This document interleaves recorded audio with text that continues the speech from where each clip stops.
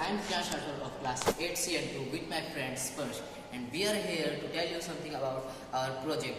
And our project is motion activated light system, and today we will tell you some about our project. So now my friend Spursh will tell you about our project's component. Good morning everyone, my name is Spursh and this is our project. This is Arduino UNO, which works like a brain of the model.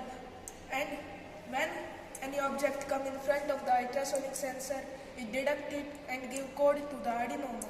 Then signal come to relay model and the bulb glows. And my friend Sirans will continue. So I will tell you now about our project, how it works.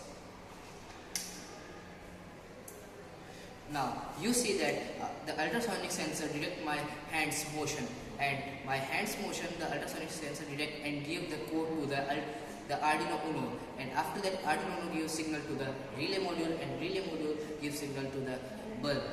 That's how our project works. The bulb starts glowing. Now my friend Spursh will tell you some about its uses. It can be used in the dark areas where we go use less. So when we go there, the light automatically glow, and like storerooms, halls, living rooms, it is. Thank you.